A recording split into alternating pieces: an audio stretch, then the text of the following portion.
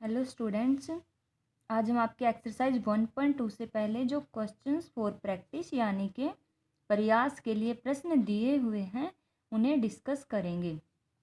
तो देखिए, सबसे पहले कुछ एक बातें हैं जो आपको याद करनी है, जिनसे रिलेटेड आपसे क्वेश्चंस पूछे जा सकते हैं। तो देख लीजिए, सबसे पहले हैं लंबाई के मात्रक। ये क्या है? आपको लंबाई के मात्रक दिए हुए हैं, यानी कि अगर किन्हीं भी वस्तु या जगह की आपको लंबाई मापने के लिए बोला जाए तो आप इन मात्रकों का यूज़ करेंगे और इनकी भी कुछ वैल्यूज़ हैं वो आपको याद करनी है। जैसे कि 10 मिलीमीटर बराबर होता है 1 सेंटीमीटर के, ये आपको याद करना है कि 10 मिलीमीटर बराबर है 1 सेंटीमीटर।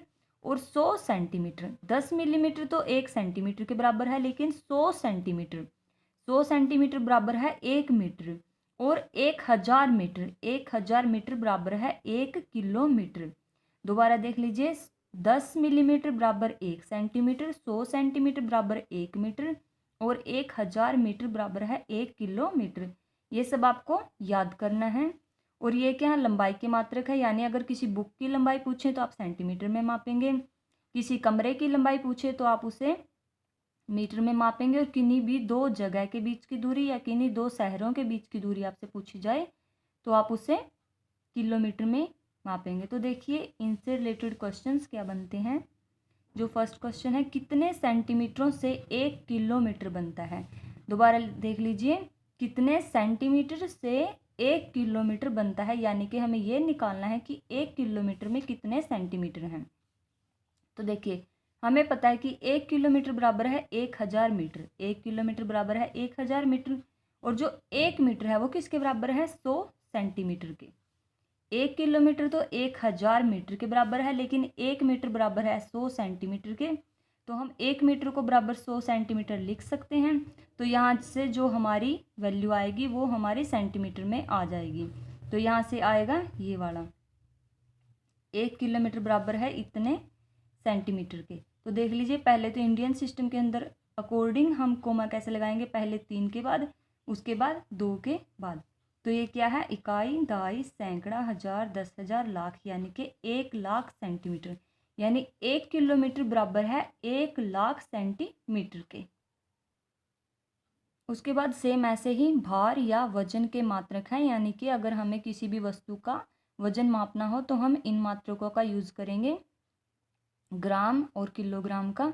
तो देख लीजिए, इनकी भी कुछ वैल्यू है, जैसे कि 1000 मिलीग्राम, 1000 मिलीग्राम बराबर है 1 ग्राम के, और 1000 ग्राम बराबर है 1 किलोग्राम के। दोबारा देख लीजिए, 1000 मिलीग्राम बराबर 1 ग्राम और 1000 ग्राम बराबर है 1 किलोग्राम। तो देखिए, जैसे हम किसी शॉप पे जाते हैं, अगर हमें अदरक मिर्च वगैरह लेनी हो तो हम 200 ग्राम 250 ग्राम ऐसे लेके आएंगे। और अगर हमें गेहूं चावल लेना हो तो हम 1 किलोग्राम 2 किलोग्राम 3 किलोग्राम ऐसे लेके आएंगे। तो ये क्या है? भार और वजन के मात्रक हैं। अब देखिए, इनसे रिलेटेड क्वेश्चन क्या बनते हैं। कितने मिलीग्राम से 1 किलोग्राम बनता है? क्या निकालना है कि 1 किलोग्राम में कितने मिलीग्राम हैं। अब जैसे कि हमें पता है कि 1 किलोग्राम बराबर है 1000 ग्राम, 1 किलोग्राम बराबर है 1000 ग्राम, लेकिन हमें किस में निकालना है? मिलीग्राम में। तो देखिए, जो 1 ग्राम है वो किसके बराबर था? 1000 मिलीग्राम। 1 ग्राम बराबर है 1000 मिलीग्राम। तो हम ग्राम की जगह लिख सकते हैं 1000 मिलीग्राम, यानी कि जो हमारी वैल्यू आएगी वो क्या होगी? मिलीग्राम में होगी। तो देखिए, जो 1 किलोग्राम है वो बराबर है इतने मिलीग्राम के। अब कोमास देख लीजिए, पहले कैसे आएंगे? 3 के बाद, फिर आएगा नेक्स्ट 2 अंकों के बाद। तो देखिए, अब ये क्या है? इकाई, दहाई, सैकड़ा, हजार, 10,000, लाख, 10 लाख, यानी कि 1 किलोग्राम बराबर है 10 लाख मिलीग्राम। आगे देख लीजिए किस तरह के क्वेश्चन आएंगे आपके। जैसे कि ये हमें दिया हुआ है, एक बस ने अपनी यात्रा प्रारंभ की और 60 किलोमीटर प्रति घंटा, यानी कि 1 घंटे में 60 किलोमीटर की चाल से विभिन्न स्थानों पर पहुंची। इस यात्रा को नीचे दर्शाया गया है। हमें क्या दिया हुआ है कि कोई भी बस चली है, उसने अपनी यात्रा प्रारंभ की है और उसकी चाल यानी गति क्या है? 60 किलोमीटर प्रति घंटा, यानी कि वो 1 घंटे में 60 किलोमीटर की दूरी तय करती है। और उसकी यात्रा हमें यहाँ पे दिखा रखी है, जैसे कि वो ए से बी तक गई 4170, 4170 किलोमीटर चली। उसके बाद बी से सी, सी से डी, डी से ई, ई से एफ, एफ से जी और जी से वापस ए। ये उसकी यात्रा दिखाई हुई है कि वो कितने किलोमीटर कहाँ से कहाँ तक चली है। अब देखिए कि इससे रिलेटेड क्वेश्चंस क्या बनते हैं। जो हमारा फर्स्ट क्वेश्चन है उन्होंने क्या दे रखा है, दोबारा से आप इस डायग्राम को एक बार देख लीजिए कि वो ए से चलकर इन स्थानों से होती हुई दोबारा से ए पर पहुंची है। इतने किलोमीटर, ए से बी तक 4170 किलोमीटर, बी से सी 3410, ऐसे ही वो चलते हुए ए तक पहुंच गई है। ये उस बस की यात्रा दी हुई है। अब देखिए क्वेश्चन क्या बनता है, ए से डी तक जाने में बस द्वारा तय की गई कुल दूरी ज्ञात कीजिए। यानी ए से डी तक उसने कितनी दूरी तय की है, ए से डी तक कितनी दूरी तय की गई है। तो देखिए ए से बी हम कैसे निकालेंगे कि पहले हम देखेंगे कि ए से बी तक की दूरी कितनी है, 4170 किलोमीटर। उसके बाद है, क्योंकि ए से डी तक अगर उसे आना है तो ये सारी दूरी उसे तय करनी होगी। तो अगर हमें ए से डी की दूरी पूछी गई है तो हम इन दी हुई दूरियों को आपस में ऐड कर देंगे, जमा कर देंगे। अब देखिए ए से बी तक है 4170, बी से सी है 3410, क्या है 3410 किलोमीटर। और उससे आगे सी से डी है 2160 किलोमीटर, क्या है 2160 किलोमीटर। तो अब हमें कुल दूरी निकालनी है, यानी कि हम इन तीनों को ऐड कर देंगे, प्लस कर देंगे। तो देखिए या तो आप इन तीनों को एक साथ ऐड कर लीजिए या फिर आप ऐसे कर लीजिए, दो को ऐड कर लीजिए, 410 यहाँ से आएगा 0, 8, 5 और 7। उसके बाद नेक्स्ट कितना है 2160, इसको ऐड कर लीजिए, 0, 4, एक हासिल लगेगा, 8 और 6 14 होते हैं, एक हासिल लगेगा तो 5 और 1 6 और 1 7, और 7 और 2 9। तो यहाँ से क्या आएगी, कुल दूरी कितनी है उनकी, कुल दूरी है 9740 किलोमीटर। दोबारा से देख लीजिए, आपसे पूछा गया था ए से डी तक जाने में बस द्वारा तय की गई कुल दूरी। तो हम कैसे करेंगे, पहले ए से बी, फिर बी से सी, सी से डी, फिर उन तीनों को हम ऐड कर देंगे। तो जो टोटल दूरी आएगी यानी कि कुल दूरी आएगी वो है ए से डी तक की दूरी। सेम आपका दूसरा क्वेश्चन है, इन्होंने पूछा डी से जी तक जाने में बस द्वारा तय की गई कुल दूरी। डी से जी, दोबारा से देख लीजिए, डी से जी यानी कि डी से ई की दूरी प्लस में ई से एफ की दूरी, उसके बाद एफ से जी की दूरी। अब देखिए डी से ई की दूरी कितनी है, डी से ई की दूरी है 8140, 8140 किलोमीटर। उसके बाद है ई से एफ की है 4830, 4830 किलोमीटर। उसके बाद है एफ से जी, एफ से सॉरी हाँ जी एफ से जी, पहले डी से ई की दूरी, फिर ई से एफ की दूरी, उसके बाद है एफ से जी तक की दूरी कितनी है, एफ से जी तक की दूरी है 2550, 2550 किलोमीटर। कितनी है 2550 किलोमीटर। हमें क्या निकालना है, डी से जी तक की दूरी, यानी कि डी से ई, ई से एफ, एफ से जी, टोटल जितनी दूरी है तय की गई है उसे हमें ऐड करना। आप दोबारा से देख लीजिए, 8140 4830 क्या आएगा, 0 4 3 7 8 1 9 8 4 12। दोबारा आगे देखिए क्या है 2550, इसे ऐड करना कैसे करेंगे, 0 7 5 12 हासिल 1, 9 5 14 और 1 15 हासिल 1, 2 2 4 और 1 5 और ये है 1, तो कितनी आएगी टोटल 15520 किलोमीटर, यानी कि इकाई, दहाई, सैकड़ा, हजार, 10,000, 15,520 किलोमीटर, 15,520 किलोमीटर डी से जी तक की दूरी। ऐसे ही आपसे कोई भी क्वेश्चन पूछ सकता है। वो आपसे ये भी पूछ सकता है कि कुल कितनी दूरी उसने तय की है, कुल यानी कि ए से लेके बी, फिर सी, फिर डी, फिर ई, फिर एफ, फिर जी और फिर वापस ए, यहाँ तक ये जो पूरा चक्कर है यहाँ तक का उसने कुल कितनी दूरी तय की गई है। तो आप क्या करेंगे, इन सब को जितनी भी संख्याएं दी हुई हैं इनको आपस में ऐड कर देंगे, प्लस कर देंगे। अब आप नेक्स्ट क्वेश्चन देखिए क्या दिया हुआ है इसमें कि क्या आप, अब देखिए क्या है कि क्या आप सी से डी तक और डी से ई तक की दूरियों का अंतर ज्ञात कर सकते हैं। देखिए क्या पूछा है, सी से डी तक की दूरी और डी से ई तक की दूरी, उनके बीच का हमें अंतर निकालना है। क्या पूछा है, सी से डी और डी से ई तक की दूरी का अंतर।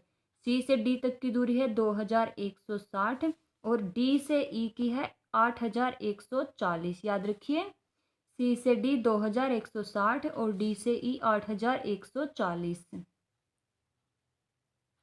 सी से डी तक की दूरी है 2160 और डी से ई तक की दूरी है 8140 किलोमीटर। हमें क्या निकालना है, दोनों का अंतर, यानी कि दोनों में फ़र्क कितना है। अब देखिए माइनस कर दीजिए 8140 से 2160 को माइनस करेंगे क्या आएगा, 0, यहाँ से एक हाथ लेंगे, 14 से 6 गए 8, यहाँ पे 0, 10 1 गया 9, 7 में से 2 गए 5, ये क्या है इतने किलोमीटर, कितना है ये 5980 किलोमीटर क्या है, सी से डी तक की दूरी और डी से ई तक की दूरी का अंतर है।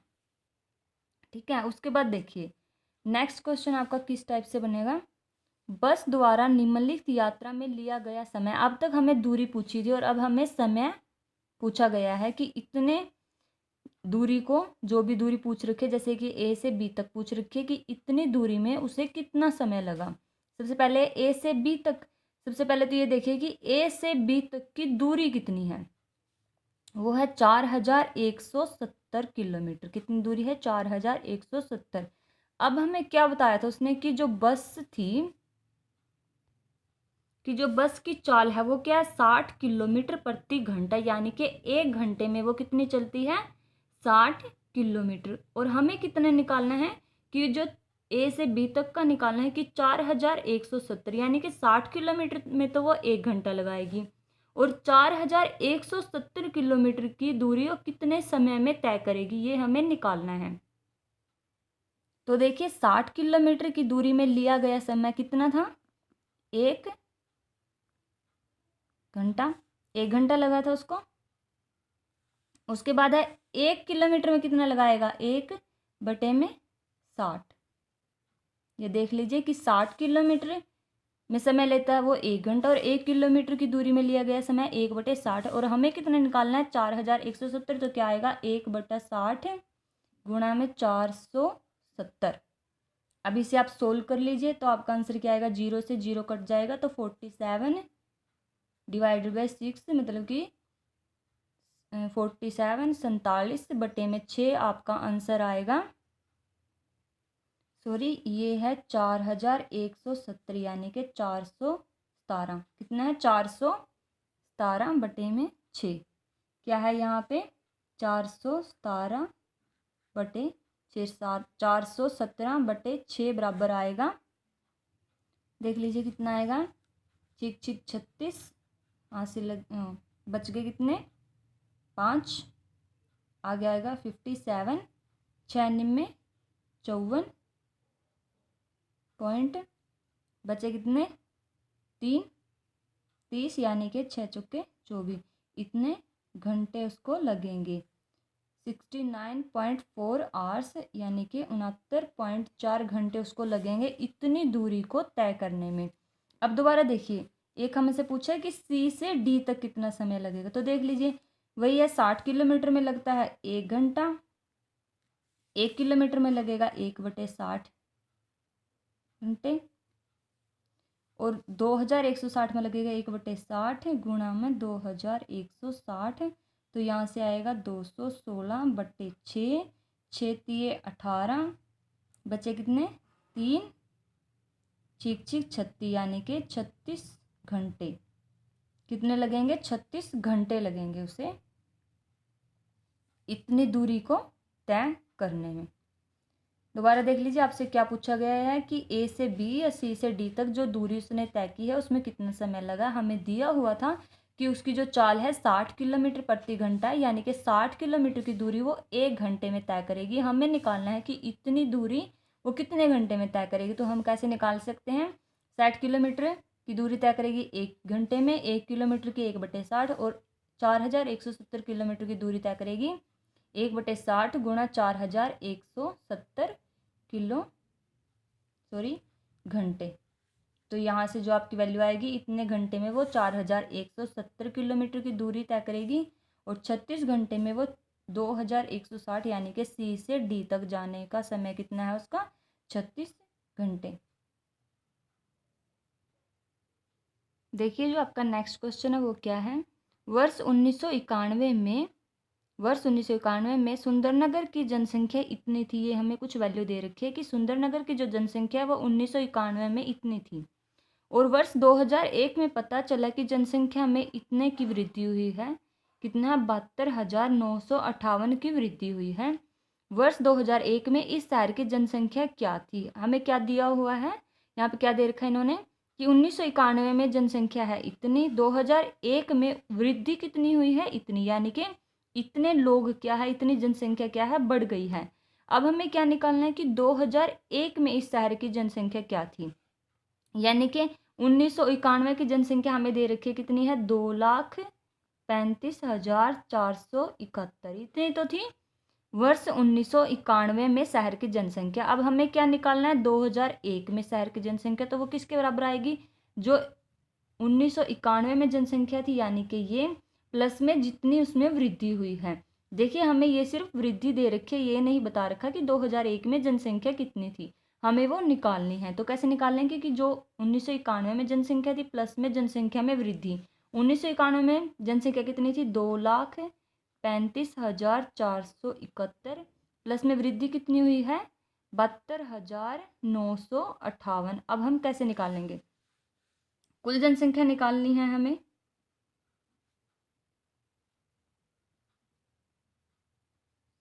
तो क्या होगा, इन दोनों को हम ऐड कर देंगे, यानी कि जमा कर देंगे एक दूसरे में, तो कितनी आएगी,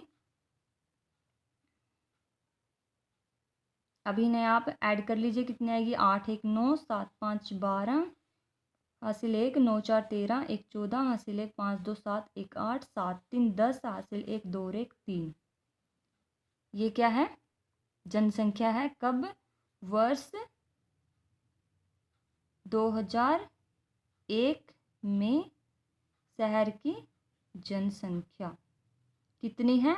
इसे अगर हम पूछे कितनी है ये जनसंख्या, पहले 3 के बाद कोमा, फिर 2 के बाद कोमा, इकाई, दहाई, सैकड़ा, हजार, 10,000, लाख, यानी कि 3,08,429 कितनी किसकी है, वर्ष 2001 में सुंदरनगर की जनसंख्या है 3,08,429।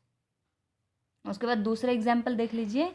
दूसरा उदाहरण क्या है आपका, किसी राज्य में वर्ष 2002 से 2003 में 7,43,000 साइकिलें बेची गई। देखिए दे रखा है कि 2002 से 2003 में इतनी साइकिलें बेची गई। 2002 से 2003 में इतनी साइकिलें बेची, और 2003 से 2004 में बेची गई साइकिलों की संख्या है 8,100,000।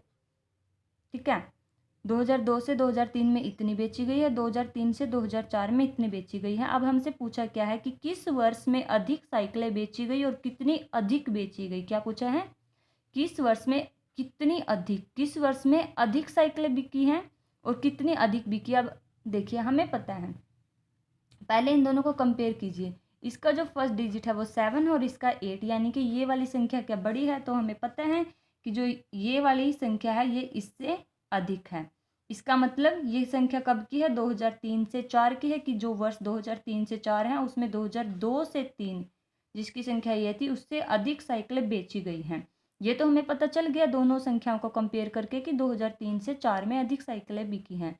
अब हमें निकालना क्या है कि कितनी अधिक बेची गई है। इसका मतलब उन दोनों के बीच का हमें अंतर निकालना है। तो अब माइनस कर लीजिए, इसमें से कैसे आएगा, 0 0 में से 0 गए 0, 1 में से 0 गए 1।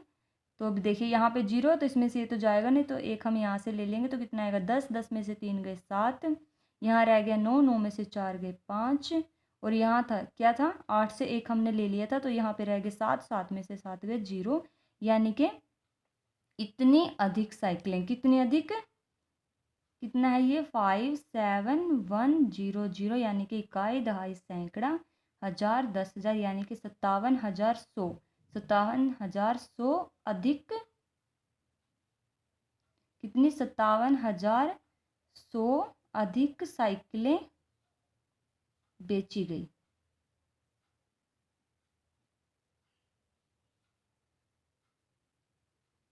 ये आपका आंसर है कि 2003 से 4 में अधिक साइकिलें बिकी हैं 2002 से 3 में, और कितनी अधिक हैं, 57,100 अधिक साइकिलें बेची गई।